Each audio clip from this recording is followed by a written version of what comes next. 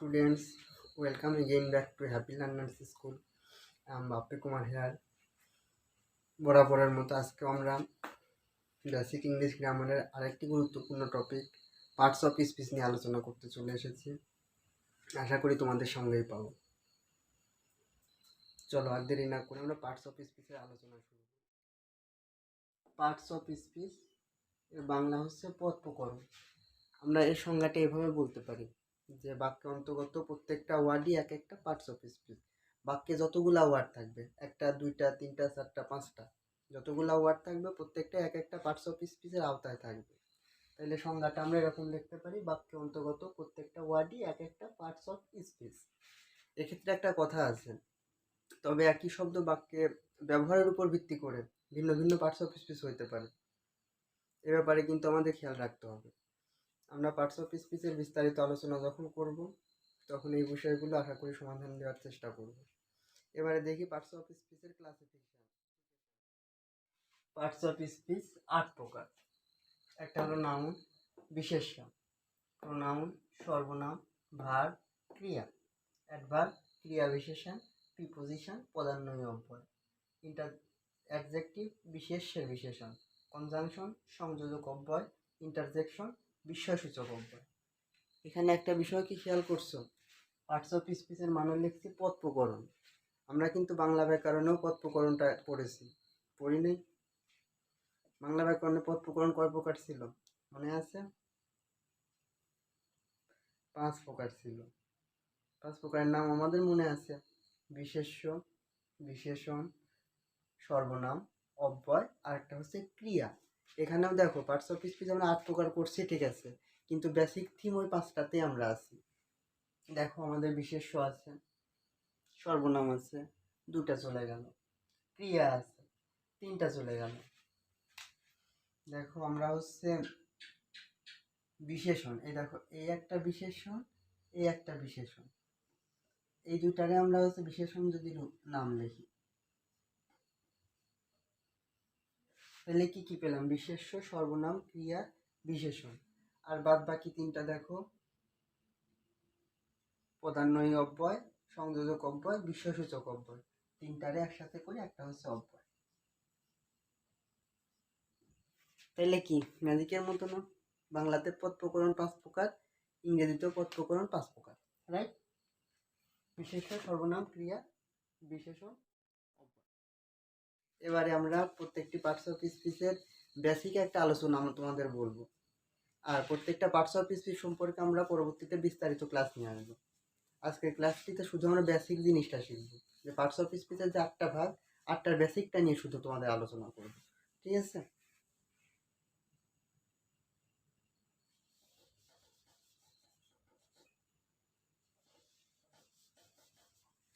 আমরা প্রথমটা চলে যাই নাউন। একদম চোখ কান বন্ধ করে কোনো কিছুর নাম হইলে পরেই নাউন হবে। সেটা হয় জায়গার নাম হবে, নয় বস্তুর নাম হবে, নয় স্থানের নাম হবে। আমরা যে কোনো নাম পাইলে পরে আমরা চোখ কান বন্ধ করে এর আওতাতে নিয়ে আসতে পারবো। যেমন কারোর নাম লেখলাম হাসান, কুষ্টিয়া,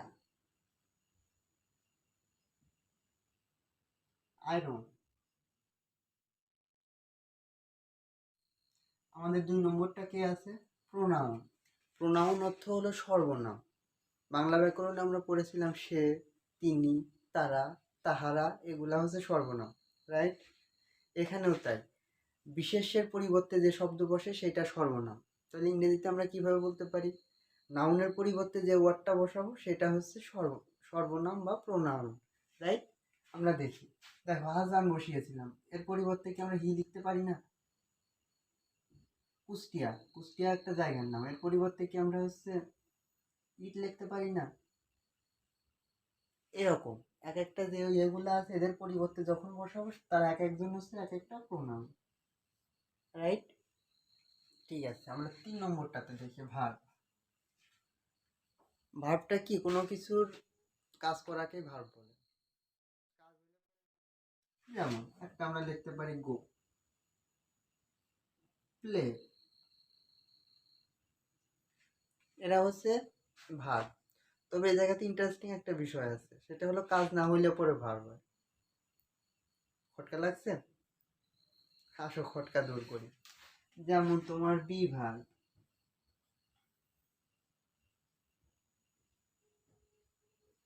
লিঙ্কিং ভার, দেখো এরা বিভার্ব লিঙ্কিং ভার্ব, এরা কাজ করবে না, তারপরেও এরা ভার্ব। আমরা যখন ভার্বের আলোচনা বিস্তারিত করব তখন এটা আমরা আরো ক্লিয়ার করব, ঠিক আছে? আপাতত আমরা বেসিকটা শিখি। 4 নম্বরটা দেখি আমরা অ্যাডভার্ব।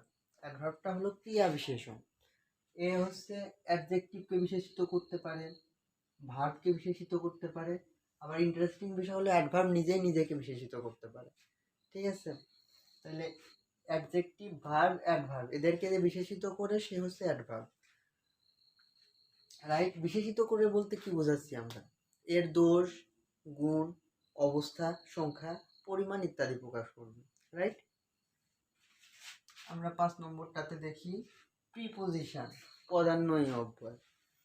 আমরা প্রিপোজিশনের সংজ্ঞাটা এরকম দিতে পারি, যে ওয়ার্ড নাউন বা প্রোনাউনের পূর্বে বসে বাক্যে অন্তর্গত অন্যান্য নাউন বা প্রোনাউনের সাথে সম্পর্ক স্থাপন করে তাকে কি বলে?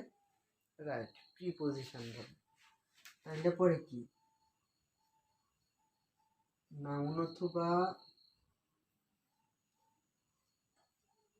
প্রোনাউন বাক্যে অন্তর্গত অন্যান্য নাউন বা প্রোনাউনের সাথে সম্পর্ক স্থাপন করে। আমরা একটা উদাহরণ দেখে বিষয়টা ক্লিয়ার হয়, দেখা যাক বোঝা যায় নাকি।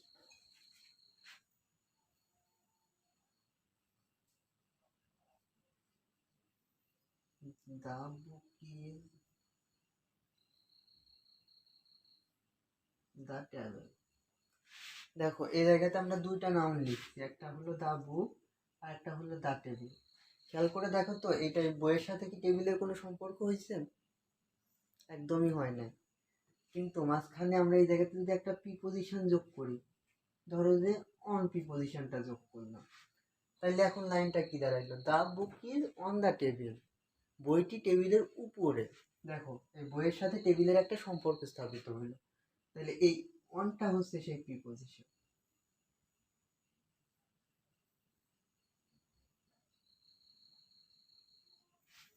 ক্লিয়ার হইলো? আমরা বিস্তারিত আলোচনাতে যাব।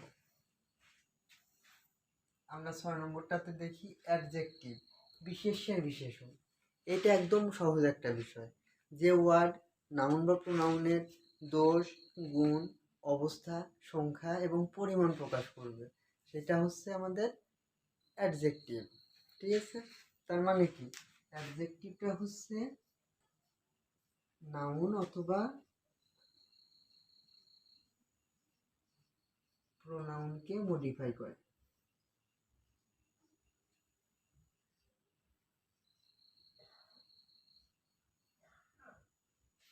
বিষয়টা তেমন না? নাউন আর প্রোনাউনকে যে মডিফাই করবে সে হচ্ছে আমাদের অ্যাডজেক্টিভ। আমরা 7 নম্বর আইটেমে চলে আসি কনজাংশন। কনজাংশন হলো হচ্ছে সংযোজক অব্যয়। দেখো সংযোজক নামের সাথেই আমরা একটা বিষয় আজ করতে পারতেছি, যে সংযোজক কি? একজনের সাথে আরেকজনকে কানেক্ট করে দেবে, তাই তো? রাইট, সংযোজককে আমরা আর একটা নামে ডাকতে পারি, বাংলাতে আমরা ঘটক বলি না? এই কনজাংশনটা হচ্ছে সেই ঘটকের মতো আচরণ করে। তাইলে এখন মনে ডাউট জাগছে, ঘটক কার সাথে কার যোগ করে দেয়, কার সাথে কার কানেকশন করে? বিষয়টা তেমন না? আমরা দেখি ঘটক কার সাথে কার যোগ করে। এই কনজাংশনটা হচ্ছে 2 বা ততোধিক নাউন বা প্রোনাউনকে যুক্ত করে।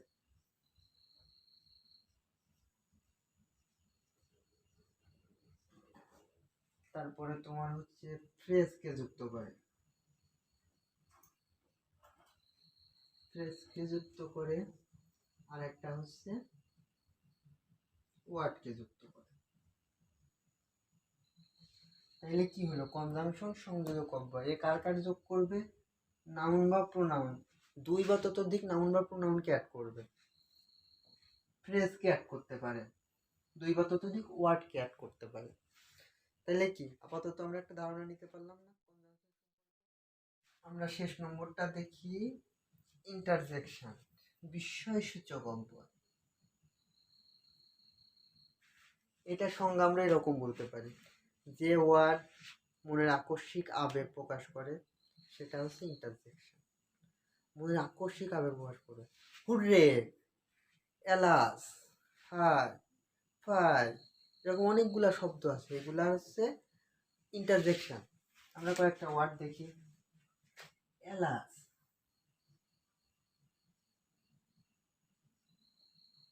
হাই,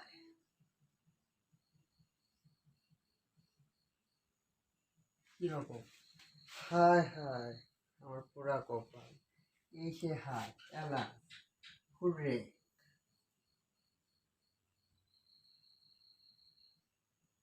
হুররে, আমরা খেলায় দিতে গিয়েছি, সেই হুররে।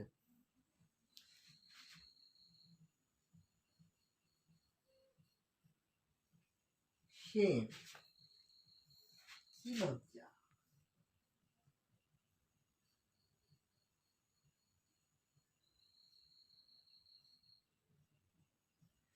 শেম, কি লজ্জা। মানে হঠাৎ করেই করে আবেগ চলে শেম, কি লজ্জা। আরেকটা দেখি, রাস,